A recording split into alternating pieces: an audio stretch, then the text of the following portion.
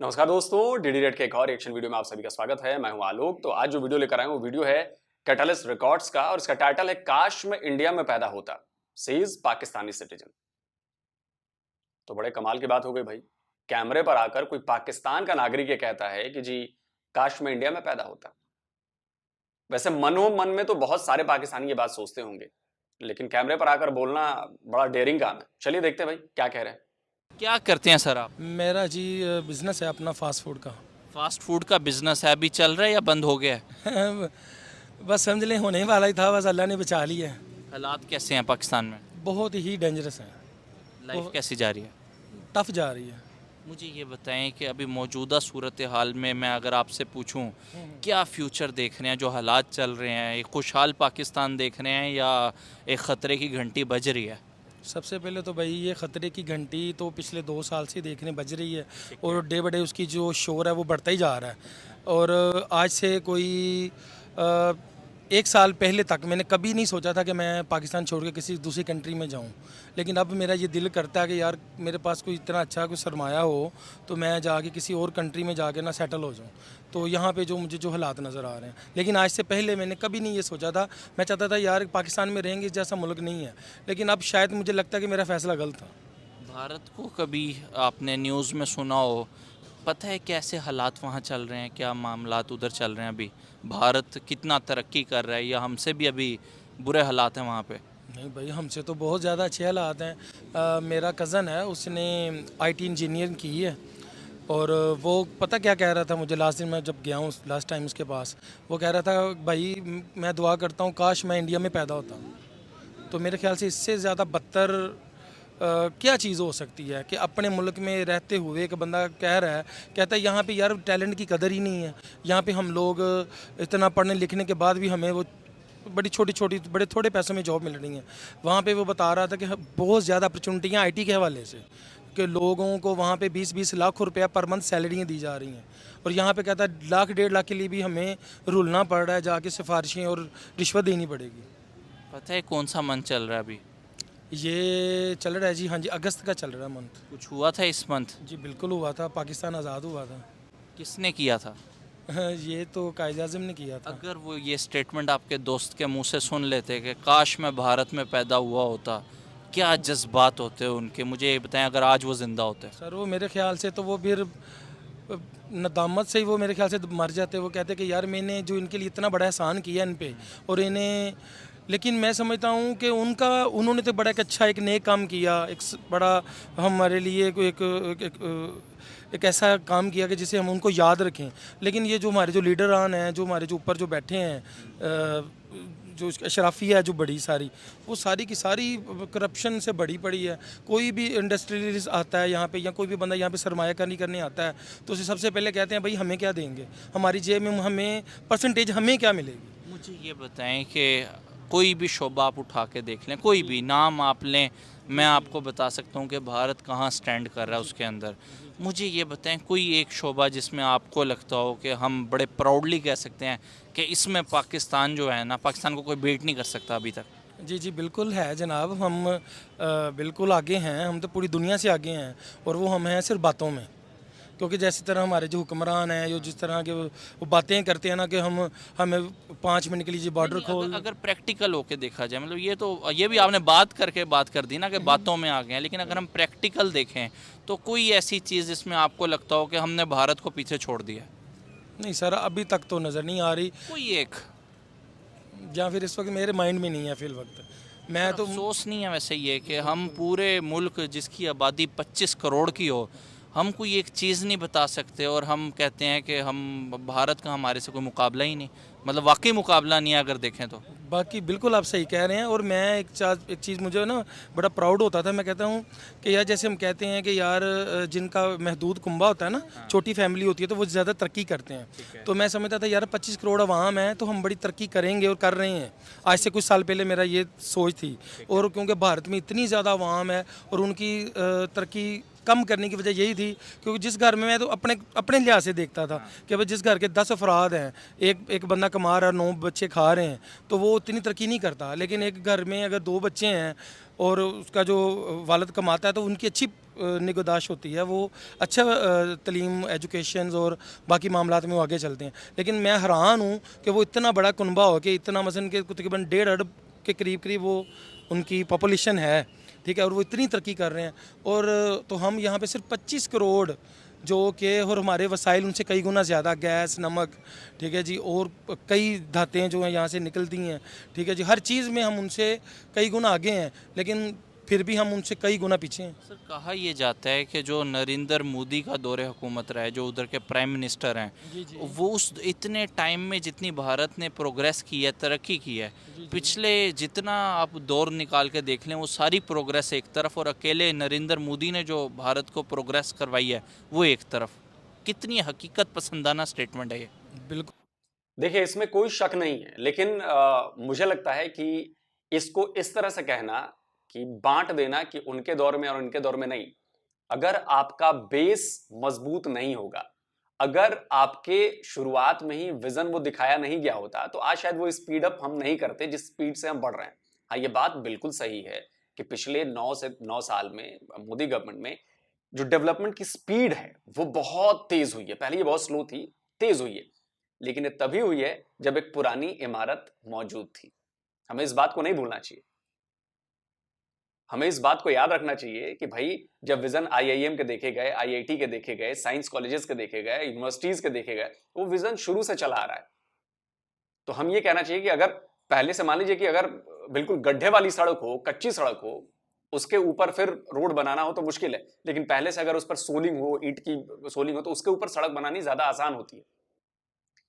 आप इसको कंपैरिजन में ऐसे मत देखिए कि मैं कोई ऐसी चीज कह रहा हूं। मैं ये कह रहा हूं कि पिछले 9 साल में करप्शन पे काबू पाया गया है, बहुत हद तक कोशिश की गई है, चीजों को इजी किया गया है, डेवलपमेंट की रफ्तार कई गुना बढ़ा दी गई, जिससे दिखे ये नहीं कि हुआ कि पहले वादा किया गया, फिर कुछ साल वो कागजों में रहा, फिर कुछ साल बाद लोग भूल गए और उसके बाद याद रखा यार क्या हो। नहीं, जो वादा हुआ वो वादा सामने दिख रहा है कि निभ रहा है। अगर वादा एक्सप्रेसवे का किया गया तो सामने दिख रहा है, वादा 24 घंटे बिजली का किया गया तो वो दिख रहा है।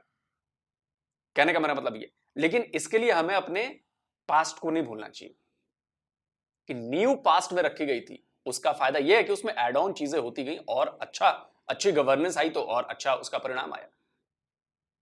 लेकिन हमें अपने पास्ट को भी नहीं भूलना चाहिए, और पाकिस्तान में इसी पास्ट की कमी है।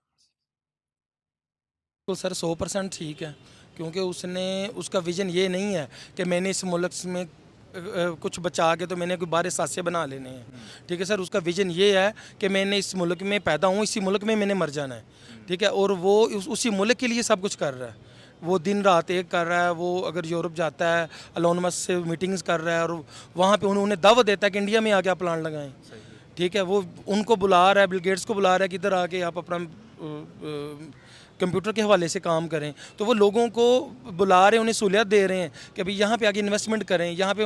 उससे क्या होगा, उन्हें बेरोज़गारी ख़त्म होगी, मुल्क तरक्की करेगा। और यहाँ पे जब भी कोई बंदा आता है सबसे पहले कहते हैं हमें क्या देंगे हम। सर आपको नहीं लगता यहाँ पे अगर एक कॉमन पाकिस्तानी की ओपिनियन देखी जाए तो आज भी वो यही कहता है कि भारत में गुर्बत बहुत ज़्यादा है, मुसलमानों पे बड़ा जुल्म सितम हो रहा है, वहाँ पे लोग रह नहीं पा रहे, बड़े हालात बहुत पिस गए हैं वहाँ पे, और हम शुक्र अदा करते हैं कि हम यहाँ पे, हम तो उनसे बहुत बहुत बेहतर हैं। आपकी भी क्या यही सोच है? नहीं सर, उसकी वजह ये है कि अब डेवलप कंट्रीज़ की हम अगर बात कर लें, अमेरिका, कनाडा या अदर कंट्री की बात कर लें, मेरे कुछ जाने वाले हैं वो बाहर से आए हैं, इटली से, तो वो कहते हैं वहाँ पे भी गरीब हैं, वहाँ पे भी भिखारी हैं, वहाँ पे भी लोग जो वो मसाइल का शिकार हैं, ठीक है। तो ये कोई बड़ी बात नहीं है कि अगर इंडिया में अगर लोग मसाइल का शिकार हैं तो अमेरिका में भी चले जाएँ। क्या अमेरिकन वहाँ पे भीख नहीं मांग रहे, वहाँ पर जूते पॉलिश नहीं हो रहे, वहाँ पे क्या इस तरह के नहीं चल रही चीज़ें? वो तो हर जगह भी होंगी, ठीक है। लेकिन हमने देखना है वो तबका जो काम कर रहा है, जो रात पूरा दिन मेहनत करता है, वो रात को आके भी फिर उसके हाथ खाली हों। तो सर रिज़ल्ट में अगर हम देखें तो हमारे रिज़ल्ट इतने पॉजिटिव नहीं शो होते। आप स्पेस प्रोग्राम उठा के देख लें, भारत आपको नज़र आएगा 350 से ज़ायद सैटेलाइट्स जो है वो अब तक लॉन्च कर चुका है, ब्राज़ील को सपोर्ट कर रहा है, बहुत सारी कंट्रीज़ को सपोर्ट कर रहा है। आप एजुकेशन सिस्टम देख लें, CEOs जो है वो आपको भारत के नज़र आएंगे। आप बज़ाहिर क्या समझते हैं, इन तमाम चीज़ों के पीछे नरेंद्र मोदी का हाथ है या कोई और ताकत है जो भारत को आगे लेके जा रही है? नहीं नहीं नहीं सर, मेन तो देखें ना, जो मेन जो मैं जहाँ तक समझता हूँ, जो मेन लीडर होता है, अगर वो ही कुछ करना नहीं चाहता तो फिर कुछ भी नहीं हो सकता। ठीक है ना, अगर वो करना कुछ ना कुछ तो देखें। अगर एक छोटी से छोटी चीज़ हमने कोई बनानी है, एक हमने कोई चारपाई भी बनाते हैं या कि एक चेयर बनाते हैं, तो उसको कोई ना कोई बनाता है तो बनती है ना। ठीक है, तो एक इतना मरब मुल्क को चला रहा है कोई बंदा और वो तरक्की कर रहा है, तो ऐसे तो नहीं कर सकता ना। इट मीन्स कि वहाँ पे वो बंदा पूरे फोकस काम कर रहा है और दिन रात उसने एक की हुई है, और उसका सिर्फ एक ही अज़म है कि भारत को दुनिया में नंबर 1 पे लेके जाना। Sir, made in India programme का आपने सुना होगा, हर चीज़ भारत के अंदर अब प्रोड्यूस हो रही है। पहले बहुत सारी चीज़ें इंडिया चाइना से ले रहा था, लेकिन अब बाइकआउट उन्होंने इस हद तक कर दिया है कि अब सुई से लेके जहाज़ तक, हेलीकॉप्टर तक जो है वो भारत अपनी कंट्री में प्रोड्यूस कर रहा है। कैसा लगता है अगर मेड इन पाकिस्तान भी कोई प्रोग्राम हमारी गवर्नमेंट लॉन्च करे? सर मुश्किल ही है बस। वज़ीर आज़म को पिछले दिनों जो इमरान खान साहब थे जब, तो तब वो ये हमें मशवरे दे रहे थे कि जी आप मुर्गियाँ ले आएँ तो उनके अंडे शंडे निकालें। ठीक है जी, इस तरह का सुनी होगी आपने भी कुछ स्टेटमेंट वगैरह। तो यहाँ पर जो है, सबसे पहले कोई भी बंदा यहाँ पे इन्वेस्ट अगर करना आता है ना, तो सबसे पहले उसे पता, एक बंदे का प्रोजेक्ट है 5 साल का, उसने एक इंडस्ट्री लगानी है, तो उसकी मशीनरी, उसके बाकी सारे मामलात में कोई 2-3 साल लग जाने हैं। तो वो जिस दिन वो आके वहाँ पे अपना वो प्रोग्राम शुरू करेगा, उसी दिन से उसे टैक्स डलना शुरू हो जाएगा। एक तो ये बंदा आया यार, उसने पैसे लगाए हैं, काम शुरू किया, अर्निंग की है, फिर तो टैक्स बनता है भी, उसने अर्निंग की है। एक बंदा है वो अरबों रुपये लेके आया, उसने आगे यहाँ पे अभी लगा रहा है, अभी तो उसने कमाया भी, तो वो कह रहे हैं जी आपका टैक्स इतना बन गया। तो वो फिर लोग तो आधा अपने प्रोजेक्ट रास्ते में छोड़ के भाग जाते हैं। आपको लगता है वो लोग ज़्यादा लॉयल? देखिए, सारा खेल जो है वो विजन का है। आपके पीएम का विजन ये है कि जब मुर्गियां पालो, अंडे होंगे तो उससे और ज्यादा मुर्गियां पैदा होंगी और उससे जब पैसे कमाएंगे, डॉलर्स आएंगे। यह है विजन। हमारे पीएम का विजन है कि जी नए बिजनेसेस डालो, नए रोजगार के अवसर पैदा करो, नई टेक्नोलॉजी की खोज करो, नए आइडियाज निकालो, इनोवेट करो। और इसका नतीजा क्या हुआ? 100 से ज्यादा यूनिकॉर्न कंपनीज हमने पिछले 4 साल में बना ली हैं। दुनिया भर के जो एक्सपर्ट्स हैं वो कहते हैं कि भारत तो यूनिकॉर्न कंपनीज छापने वाला देश बन गया है। जो मिंट कहते हैं ना, मिंटिंग या नोट जैसे छापे जाते हैं बड़ी मात्रा में, वैसे ही कि भारत तो यूनिकॉर्न कंपनीज छापने वाला देश बन गया है। ऐसा क्यों हुआ? विजन। आपका पीएम इस बात पर खुश हो जाता है कि आपके देश में गधों की संख्या बढ़ रही है, तो जाहिर सी बात है इस गधों के प्रोडक्शन में तो आपका देश अव्वल नंबर पर है। और ये मैं नहीं कहता, आपके यहां की रिपोर्ट्स करें भाई, आपके यहां के लोग कहते हैं पाकिस्तान में गधे बहुत तेजी से बढ़ रहे हैं। जो जिस देश में खबर यह बनेगी कि पाकिस्तान में गधों की संख्या बढ़ गई है, वो देश भला क्या प्रोग्रेस करेगा? उस देश के पास क्या विजन होगा? जिस देश के नेता ये कहते हो कि जी मुर्गियां पालो, अंडे निकालो, उससे और मुर्गियां पैदा होंगी और उससे अंडे निकलेंगे, आप ऐसे पैसे कमाओगे, ये है विजन। ये विजन नहीं है, इसीलिए प्रॉब्लम है।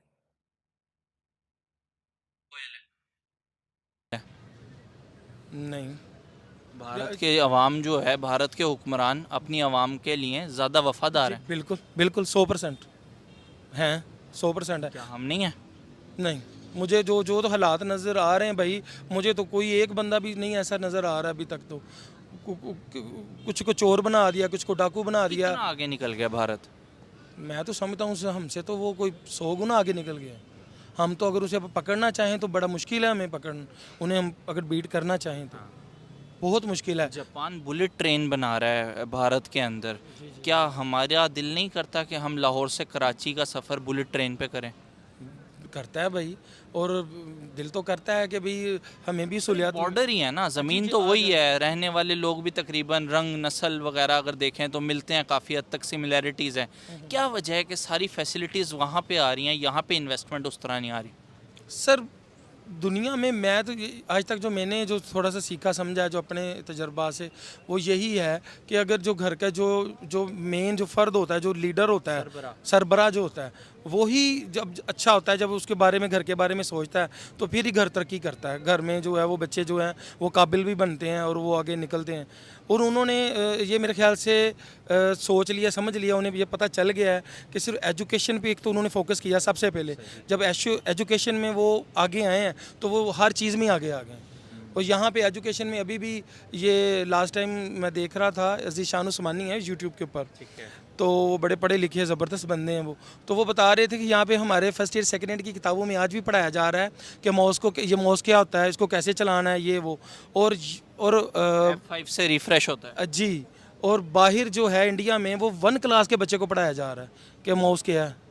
तो मुझे बताएं तो फिर ये हमारे हम कहाँ पे खड़े हैं, हम कहाँ पे स्टैंड कर रहे हैं कि एक बंदा जो है वो ग्रेजुएशन के करीब है और उसे अभी आज वो माउस को ही देख रहा है, वो तालीमी निज़ाम उनका बेहतर है। बहुत ज़्यादा। मैं अपने घर का किस्सा आपको सुनाता हूँ।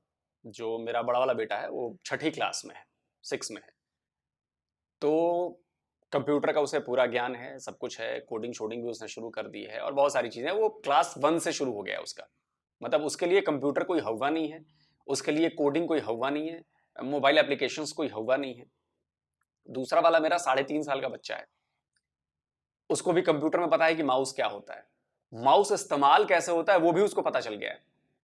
कंप्यूटर ऑन करना, ऑन कर देना, अपना फोल्डर ढूंढ लेना, 3.5 साल का बच्चा अपनी फोटो जहां वहां रखी है वो जाके देख लेना, ये वो करता है। तो ये घर के माहौल से भी आता है कि आप किस माहौल में हैं।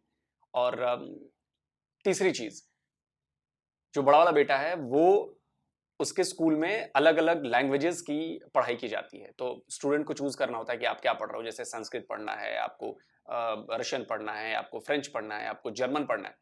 तो मेरे वाले ने कहा कि मैं जर्मन पढ़ूंगा जी। तो वो इस साल से 6ठी क्लास से वो जर्मन की पढ़ाई कर रहा है।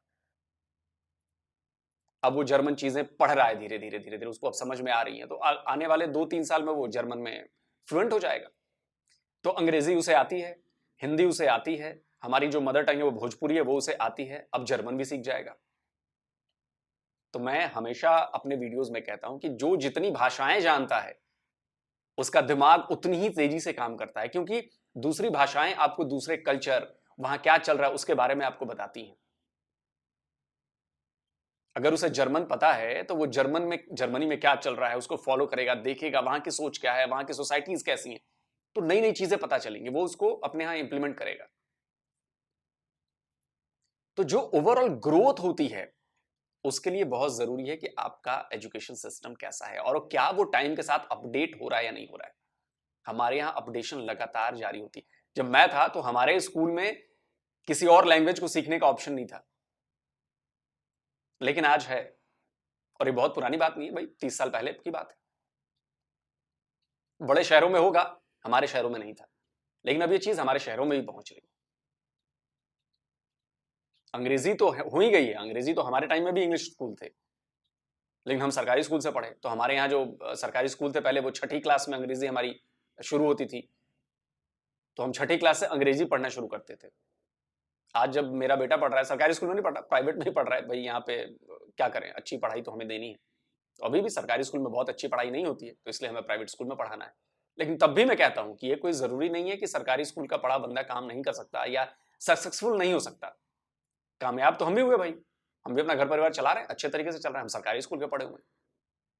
तो कहने का मेरा मतलब है कि दिमाग आपका उस तरह चलता है कि नहीं चलता है। और दिमाग तभी, आपका माइंडसेट आपका तभी ऐसा होगा जब आपका सोशल फैब्रिक वैसा होगा, आपके आसपास का माहौल वैसा होगा, आपका माहौल नेगेटिव नहीं होगा, आपका माहौल नफरती नहीं होगा। पाकिस्तान में ये सारी चीजें हैं, हमारे यहाँ नहीं है, कम है भी तो बहुत कम है। हम लोग बच्चों में नफरत नहीं भरते। अगर किसी ने स्कूल में नफरत वाली बात कह दी तो भैया हमारे यहाँ पेरेंट्स चढ़ जाते हैं कि आपने ऐसी बात करी क्यों भाई, ऐसी चीज नहीं बतानी है भैया बच्चों को। बच्चे जब बड़े हो जाएंगे अपने आप ढूंढ लेंगे, अपने आप पता चल जाएगा कि क्या चीजें चल रही हैं। अभी बचपन से उनमें नेगेटिव नहीं भरना है भैया, बड़े हो जाएंगे जब आप समझदार हो जाएंगे तो अपने आप चीजें देख लेंगे क्या अच्छा है क्या बुरा है। ये फर्क है। बेहतर है। हम तो बहुत पीछे हैं, इसी वजह से तो पीछे हैं क्योंकि एजुकेशन जहाँ पे, अगर यहाँ पे अच्छी होगी तो फिर डेफिनेटली हम तरक्की करेंगे। तो यहाँ पे तो हर बंदे को आजकल तो रोटी के लाले पड़े हुए हैं भाई। बज़ाहिर क्या लगता है किस कंट्री का वज़ीर आज़म ज़्यादा बेहतर है, इंडिया का या पाकिस्तान का? इंडिया का ही है भाई। एज अ पाकिस्तानी कह रहे हैं आप? जी बिल्कुल बिल्कुल कह रहा हूँ। अब देखें जो हकीकत है उसको तो नहीं हम झुठला सकते। जो पाकिस्तान के हम खाली नारे लगाने से तो भाई कुछ नहीं होगा ना। जिसने जो प्रोग्रेस की है, जो बेशक वो दुश्मन, खैर मैं तो नहीं मानता उन्हें, वो भी हमारे ही भाई हैं, दोस्त हैं। हुक्मरान तो कहते हैं बुचर ऑफ गुजरात और इस तरह के जब अलकाबात वो इस्तेमाल इधर की पड़ जाता है उन लोगों को, हुक्मरानों को। वो जलसों में आके कहते हैं 5 मिनट के लिए बॉर्डर खोल दें, फिर आप देखें कि क्या हाल होता है दूसरी तरफ। क्या हाल होता है वैसे, क्या होगा अगर 5-10 मिनट के लिए बॉर्डर खोल भी दिया जाए? बस यही हाल होगा कि अगर चलें कोई, मैं कहता हूँ जी कुछ ये मिसाइल छोड़ेंगे वो छोड़ेंगे, वो तो भाई फिर भी स्टेबल हो जाएंगे। यहाँ पे तो पहले ही लोग मरे पड़े हैं। खुदा न खास्ता अगर 5 मिनट के लिए बॉर्डर खोल दिया ना, उसके बाद हम कभी किसी को ये कह नहीं सकते बॉर्डर आप 5 मिनट के लिए खोलेंगे तो देखना क्या होगा। हम मेरे ख्याल से फिर अगले 100 साल तक हम अपने पाँव पे नहीं खड़े हो सकते, जो हालात यहाँ पे बन चुके हैं। बंदा दिन रात काम कर रहा है तो यहाँ पे उसका निज़ाम नहीं चल रहा। अल्लाह ना करे यहाँ पे कोई जंग हो गई, कोई मसाइल खड़े हो गए तो ये तो मुल्क वैसे ही तबाह हुआ है। अभी इस सिचुएशन में है कि कोई जंग से हम लड़ सकें? भाई अभी तो सबसे बड़ी जंग भूख की जंग है, अफलास की या गुर्बत की जंग है, जिससे हम लड़ रहे हैं। मेरे पे नरेंद्र मोदी ने कहा ना कि आओ मुकाबला करते हैं गुर्बत के ख़ात्मे के लिए, तो हमारे हुक्मरानों ने क्यों नहीं उनको रिस्पॉन्ड किया? बस सर वो परसेंटेज वाला ही मामला है कि हमें क्या मिलेगा। ठीक है, लास्ट मैसेज देना चाहेंगे? लास्ट मैसेज बस इन हुक्मरानों के लिए ही है कि खुदारा अपने अपने मफादात के बारे में ना सोचें, मुल्क के बारे में सोचें। और मुल्क को अगर मुल्क के लोग कामयाब होंगे, पढ़े लिखे होंगे और यहाँ का निज़ाम अच्छा होगा तो डेफिनेटली आपके जेबों में टैक्सेस जाएंगे और मुल्क कामयाब हो जाएगा। और पूरी दुनिया में हम भी किसी को कह सकें कि हम पाकिस्तानी हैं। अगर हम किसी के पास भी जाके कहते हैं हम पाकिस्तानी हैं तो लोग हमसे नफरत करते हैं, लोग हमें वो इज़्ज़त की निगाह से नहीं देखते। पाकिस्तानी नाम सुनते ही ना मुझे एक चीज याद आ गई। एक सोशल इन्फ्लुएंसर हैं, शायद पता नहीं अफ्रीकन है या क्या है, तो वो अलग अलग तरह के ना वीडियोस बनाते रहते हैं, मीम बनाते रहते हैं। तो उनका एक वीडियो मेरे पास आया, उसमें वो बता रहे हैं कि पाकिस्तान में किस किस तरह के कोर्सेज कराए जाते हैं, पढ़ाई कराई जाती है। जरा ये सुन लीजिए। courses, the Pakistan courses, Pakistan, the Pakistan courses. Pay attention. In Pakistan, we have different courses like MBBS,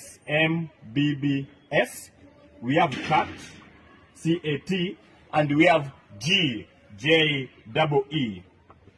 MBBS stands for Masters in Bomb Blasting and Strategies.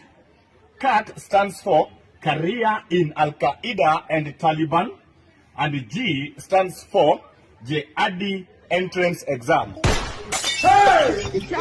अब काफी सारे पाकिस्तानी इस पे भड़क उठेंगे, लेकिन जरा सोचिए कि एक इस बंदे को पाकिस्तान पर ऐसी बात क्यों कही उसने? क्या ये बात झूठ है?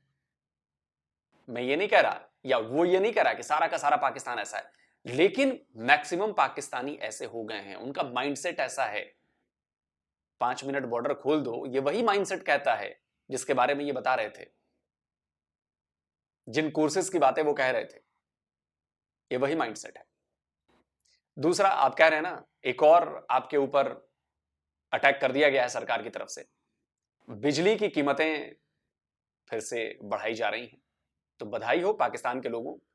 पहले ही उसमें स्ट्रॉ लगा हुआ है आपकी नसों में खून निचोड़ने के लिए, अब जरा उसको और चौड़ा कर दिया गया, उस पाइप को ना और चौड़ी पाइप लगा दी गई है कि और ज्यादा खून निकालना है। खून बचा नहीं आप लोगों में, तो बधाई हो कि आप लोग ऐसे आजाद मुल्क में रहते हैं जो आपने छीन कर लिया, हजारों कुर्बानियां करके ली, वो लिया। रही बात इन्होंने कही कि जी अगर जिन्ना साहब होते और ये सुनते कि कोई एक पाकिस्तानी कह रहा है कि जी काश मैं इंडिया में पैदा होता, तो जिन्ना साहब का तो नहीं पता, लेकिन अब इससे आपको क्लियर हो जाना चाहिए कि जो सोते बैठते उठते जागते जो लोग भारत को गालियां देते हैं, उसका फायदा कितना मिला है भारत को। भारत ने काम करके दिखाया है कि देखो हम कहां पर पहुंच गए हैं, और आप बस कोसते रहिए, गालियां देते रहिए, उससे कोई फर्क नहीं पड़ता। सिर्फ अगर सरकार चाहे कि हमें देश को बेहतर बना देना है तो नहीं बना सकती, और सिर्फ जनता चाहे कि देश को बेहतर बना देना तो नहीं बना सकती। सरकार का विजन होता है, सपोर्ट होता है, और मेहनत जनता की भी होती है। हम सब ने मिलकर खून पसीना एक किया है, तब जाकर आज इस मुकाम पर खड़े हैं। ताली एक हाथ से नहीं बजती है, ताली दोनों हाथों से बजती है। तो कोशिश दोनों तरफ से हुई है और दोनों तरफ से की जा रही है। अगला जो हमारा टारगेट है वो है कि जब हम अपना 100वां इंडिपेंडेंस डे मनाएंगे, तब हम खुद ये कह सकेंगे कि हम एक विकसित राष्ट्र बन गए, डेवलप्ड नेशन बन गए। अब हम डेवलपिंग नहीं रहे। तो मुझे लगता है कि देश के जो युवा लोग हैं, देश के जो लोग हैं, वो इस बात को समझते हैं, और हमें इस लक्ष्य को हासिल करना है और हम सब मिलकर ये लक्ष्य हासिल करेंगे, क्योंकि हमने देखा है कि जब सारे इंडियंस एक हो जाते हैं, कोई भी लक्ष्य ऐसा नहीं है जो हासिल ना हो सके। तो आप कमेंट में जरूर बताइएगा। और थैंक यू कि आपने इतनी अच्छी बातें की। आप एक पाकिस्तानी होते हुए भी आपने लॉजिकल बातें की, फैक्चुअल बातें की, जो सच है वो बात की, कोई जज्बे वाली बात नहीं की, कोई वैसी बात नहीं की। तो बहुत अच्छा लगा आपकी बातों को सुनकर। जल्दी मिलता हूं एक और नई वीडियो के साथ। नमस्कार, जय हिंद।